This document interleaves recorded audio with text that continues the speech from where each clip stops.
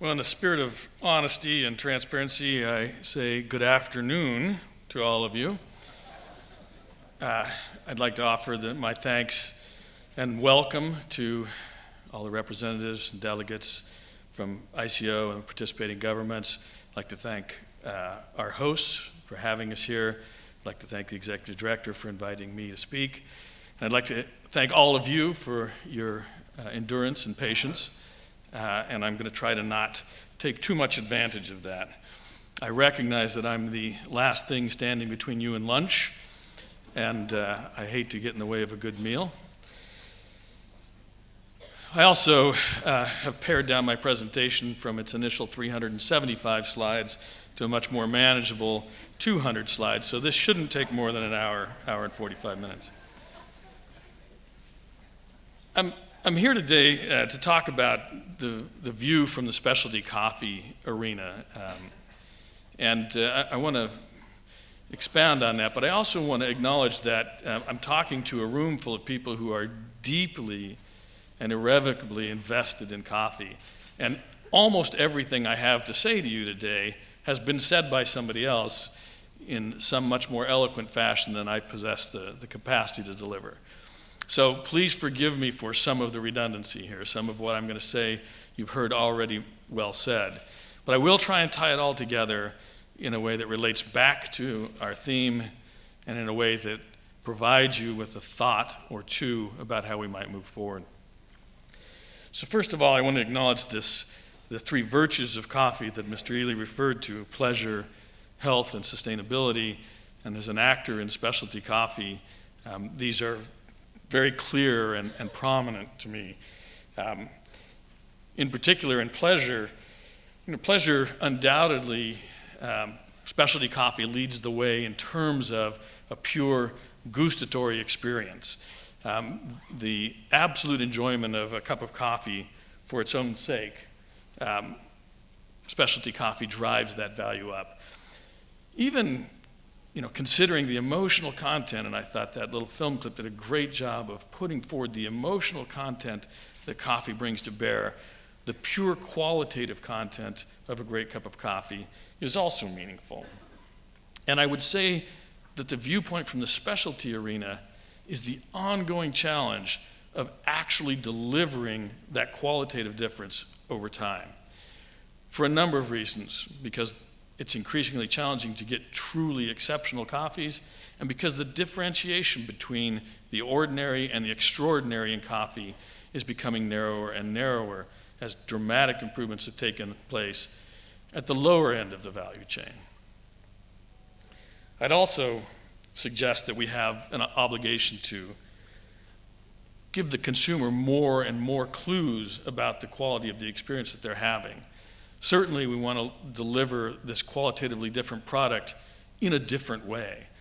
We want to make sure that the consumer has not only the overt recognition of a better setting, a better environment, a better level of service, but also the more subtle recognition of coffee as a possibility for connoisseurship. And we have a unique opportunity here because coffee is so imbued with emotional context. My friends the Turks say that to share a cup of coffee is to commit to 40 years of friendship. That's a profound reflection of how we truly feel about coffee in our lives. This is a product, this is a non-nutritive food product that's consumed by 2 billion people around the world. It has no nutritional value, and yet we come back to it because we love it for the pleasure of its consumption and for the possibility it creates for us to connect with the world around us and, most importantly, with the people around us. And coffee is quite unique in delivering on this proposition for us. In the realm of health, well, you're going to hear a lot over the next couple of days about the possibilities for coffee and health. There's no question that the latest research is uncovering tremendous opportunities for coffee drinkers to not only feel good about the healthy consumption of coffee, but to actually be healthy in their consumption of coffee. And from the specialty standpoint, we're in the same boat as everybody else in coffee. If there's good health news in coffee, that good health news applies to all the market niches. And similarly, we all share in the joy of 1,000 years of epidemiology that at the very least suggests to us that coffee is not unhealthy. We've also made substantial progress in overcoming the objections of the healthcare community, thanks to the efforts of the ICO and efforts led by the European community to convince medical professionals that the data is not there to support reining in coffee consumption or advocating for excessive moderation in its consumption. So real progress in the realm of health. But the topic that really concerns us all, and the one that I think is perhaps the only topic in coffee today, is sustainability. And there's some good news in sustainability, as has been referenced. Coffee is a good cover crop. It's a good crop for reducing erosion in soil. It's a carbon positive. It acts as a good carbon sink for us. Even without shade, a well-managed coffee farm, taking advantage of new technology, does a lot to help mitigate carbon footprint, to help mitigate damage to watersheds, and is a viable part of an agricultural landscape that's dedicated to preserving native forests and biodiversity. And those kinds of well-managed farms are what we ought to be concerned about. But there's other parts of sustainability. There's two other really key pillars. And first, of course, is social sustainability. Coffee must succeed socially in order to truly be viable. And I think we're really challenged here. Coffee farming, whether as a laborer or as a smallholder, is getting less attractive with every passing year. And it's evidenced by the lack of new farmers, an influx of younger farmers coming into this business. In Colombia, the average age of a farmer is approaching 60 years today. That is not a sustainable activity.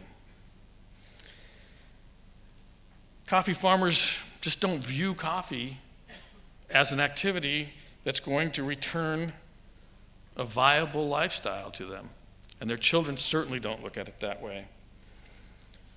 Farm laborers are getting increasingly scarce, and the work of farming and harvesting is looked on as demanding and unrewarding. When coffee laborers were interviewed about their dreams for themselves, their most common response was that someday they could make their children proud of the work that their parents did. And I fear far too few of them have that opportunity. Of course, hand in hand with social sustainability is this concept of economic sustainability. And once again, coffee production in most locales around the world is extraordinarily challenged here. In fact, we find ourselves today in a situation where increasing demand, weather and climate changes, new pathogen threats, uncertain production, these things would normally increase price volatility with a more or less constant upward price pressure. Yet, we watch the volatility persist with tremendous downturns. And in recent weeks, we've seen evidence of that, what can happen. We can watch prices decline precipitously. And when you talk to coffee producers, when I talk to coffee farmers about this, they're puzzled, they're perplexed. They say, every indication, we've got increasing demand, we've got lots of risks, we've got uncertainty. Why doesn't this drive the price of coffee up? How can the price of coffee decline in the face of these things? And I'd like to take a moment to address this issue, this volatility, and most importantly, this downward turn,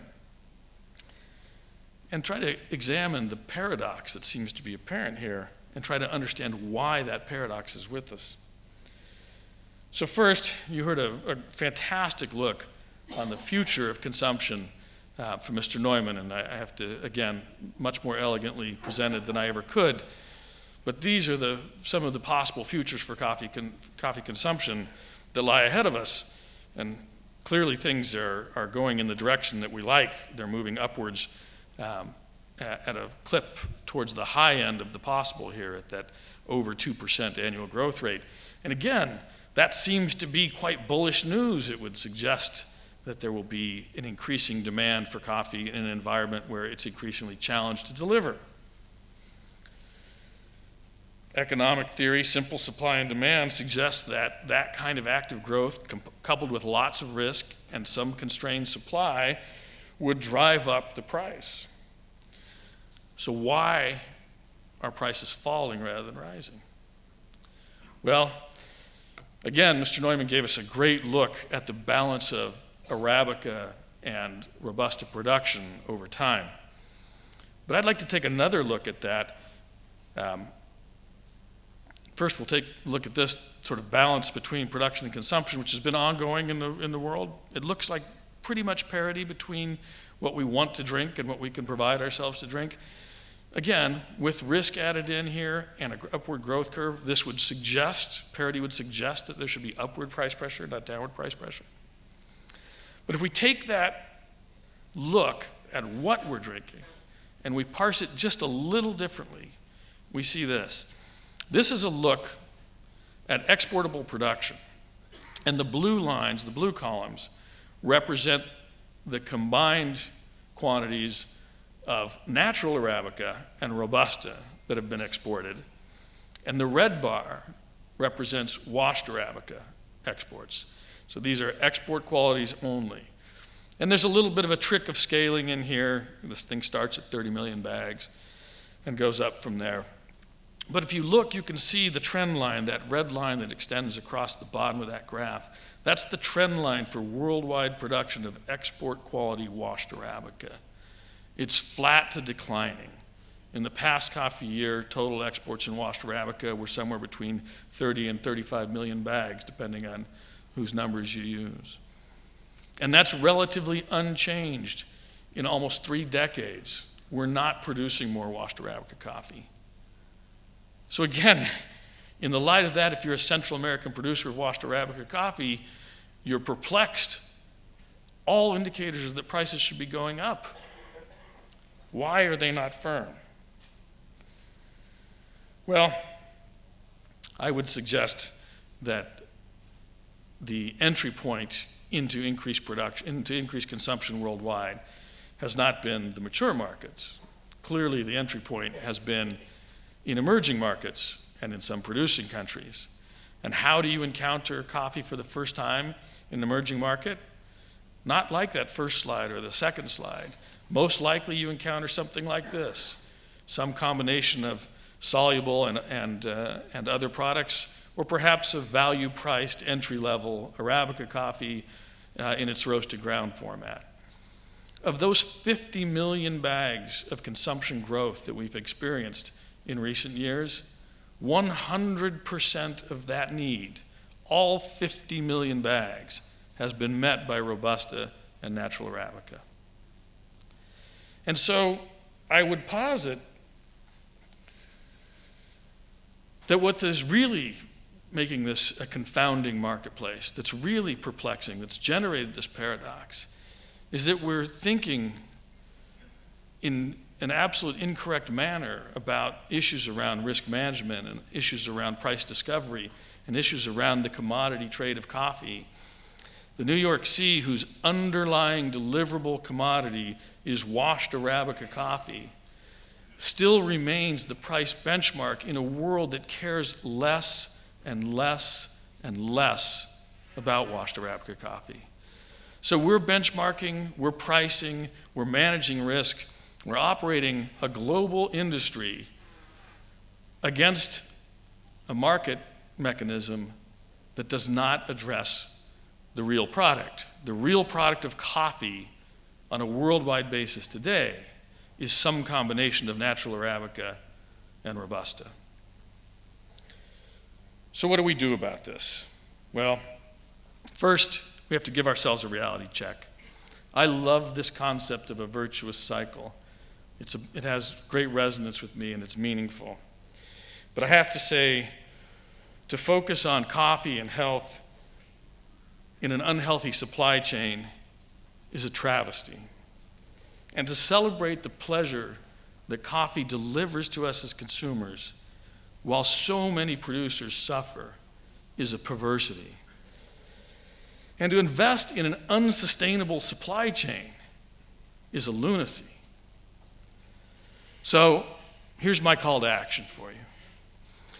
These issues can be resolved. They can be resolved by applying a couple of basic things. First and foremost, an absolute commitment to honesty in confronting the situation. Let's face down what we're really talking about here. It's great to be in the specialty markets. I love being there. It's wonderful. The coffee's good. The people are good. It's an engaging, wonderful place to live. But it's not where coffee lives today.